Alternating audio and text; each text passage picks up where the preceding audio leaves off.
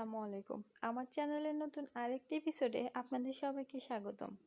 আজকে আমি আপনাদের মাঝে ভীষণ মজাদার একটি নাস্তার রেসিপি নিয়ে চলে এসেছি। আজকে আমি আপনাদের সাথে গাজর এবং অল্প কিছু উপকরণ দিয়ে খুবই সহজভাবে একটা মজাদার নাস্তা তৈরি করে দেখাবো। তো চলুন কথা না বাড়িয়ে আমরা ভিডিওটি শুরু করি। নাস্তাটি বানানোর জন্য আমি এখানে কয়েকটা গাজর নিয়ে নিয়েছি। আর এখন গাজরগুলোকে একটা ছুরির সাহায্যে এভাবে ঘষে ঘষে ওপরের খোসাটা আমি ছাড়িয়ে নেব। তারপর ছুরির সাহায্যে এভাবে ছোট ছোট টুকরা করে কেটে নেব। আপনারা যেভাবে পারেন সাইজ করে কেটে নেবেন। নাস্তাটি বানানোর জন্য আমি এখানে গাজরগুলো ছোট ছোট টুকরা করে কেটে নিয়েছি। আর এখানে আমি 4টি গাজরের মধ্যে মাত্র 2টি গাজর আমার নাস্তার জন্য আমি ব্যবহার করব, বাকি 2টা আমি রেখে দিয়েছি। আপনারা চাইলে গাজরের পরিমাণটা কম কিংবা বেশিও দিতে পারেন।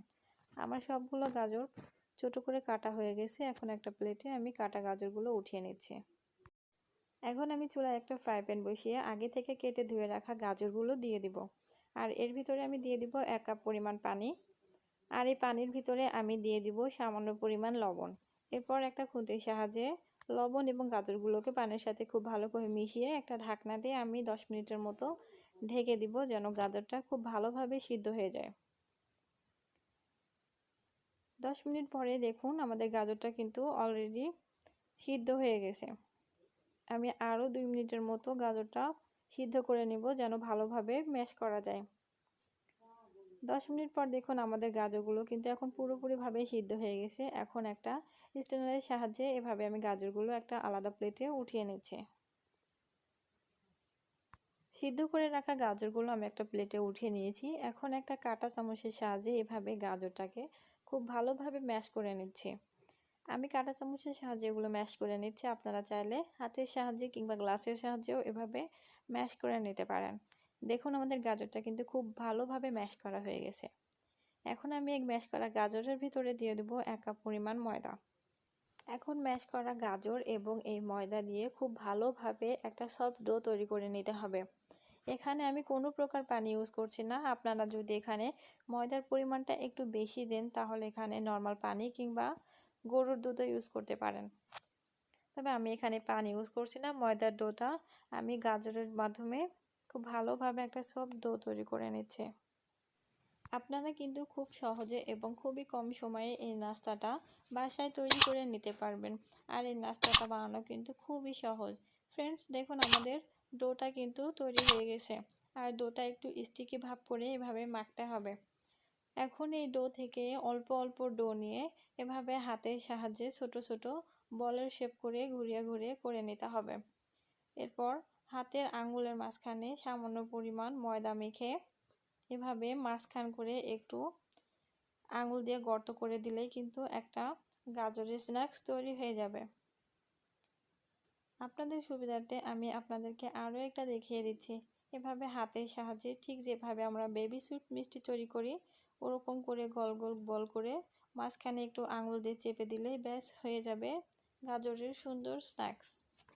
সেমভাবে আমি আমার সবগুলো স্ন্যাক্স তৈরি করে নিচ্ছি। ফ্রেন্ডস, আমার গাজরের সবগুলো নাস্তার কিন্তু শেপ দেওয়া হয়ে গেছে। এখন আমি এই গাজরের স্ন্যাক্সগুলোকে সিদ্ধ করে নিব। নাস্তাগুলো সিদ্ধ করার জন্য আমি এখানে কড়াইয়ে পরিমাণ মতো পানি দিয়ে দিয়েছি। আর এখানে দিয়ে দিলাম 1 চামচের মতো রান্নার তেল। রান্নার তেলটা দিলে স্ন্যাক্সগুলো একটার সাথে একটা লেগে যাবে না।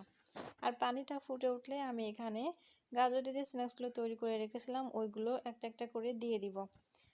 সবগুলো স্ন্যাক্স দেওয়ার পরে আমি একটা ছাঁকনির সাহায্যে এভাবে একটু নাড়িয়ে দিব, যেন সবগুলো দলা পাকিয়ে না যায়। তারপর আমি একটা ঢাকনার সাহায্যে এভাবে 10 মিনিটের মতো ঢেকে দিব। আর ঢাকনার এই ছিদ্রটা কিন্তু একটা কাগজ দিয়ে এভাবে একটু মুখটা বন্ধ করে দিব, যেন খুব তাড়াতাড়ি সিদ্ধ হয়ে যায়। 5 মিনিট পর আমাদের স্ন্যাক্সগুলো কিন্তু অলরেডি সিদ্ধ হয়ে গেছে। আর এগুলো কিন্তু এখন পানির উপরে নিজে থেকেই ভেসে উঠেছে, তার মানে এগুলো খুব ভালোভাবে সিদ্ধ হয়ে গেছে। এখন এগুলোকে আমি একটা ছাঁকনির সাহায্যে এভাবে আলাদা একটা প্লেটে উঠিয়ে নিচ্ছি। নাস্তাটি তৈরি করার জন্য আমি এখানে কড়াইয়ে পরিমাণ মতো রান্নার তেল নিয়ে নিয়েছি। এরপর তেলটা গরম হয়ে গেলে আমি এখানে দিয়ে দিব একটা পেঁয়াজ কুচি। তারপর এখানে দিয়ে দেব কিছু কাঁচামরিচ কুচি। এরপর পেঁয়াজ এবং কাঁচামরিচটাকে খুব ভালোভাবে একটু নেড়ে চেড়ে ভেজে নেব। এরপর পেঁয়াজটা একটু নরম হয়ে গেলে আমি এখানে দিয়ে দেব একটা আলু কুচি। এরপর আলুটাকে কিছুক্ষণ খুব ভালোভাবে এভাবে ভেজে নেব। আলুটা দেওয়ার পরে আমি কিছুক্ষণ নেড়ে চেড়ে একটু ভেজে নিব। আর আলুটা একটু সিদ্ধ হয়ে গেলে আমি এখানে একটা ডিম ভেঙে দিয়ে দিব। আর আলু এবং পেঁয়াজটার সাথে খুব ভালোভাবে মিশিয়ে একটু ঝুরি করে নেব। তারপর আরও কিছুক্ষণ ভেজে নিব। কিছুক্ষণ ভেজে নেওয়ার পরে আমি এখানে দিয়ে দিব লাল মরিচের গুঁড়া, ধনিয়া গুঁড়া এবং এলাচের গুঁড়া। সবগুলো মশলা দেওয়ার পরে আমি আরও কিছুক্ষণ ভেজে নেব। আর এরপর আমি এখানে দিয়ে দিব একটা টমেটো কুচি। টমেটো কুচিটা দেওয়ার পরে আরও কিছুক্ষণ 1 মিনিটের মতো ভেজে নিব। এরপর আমি এখানে দিয়ে দেব 2 টেবিল চামচের মতো সয়া সস।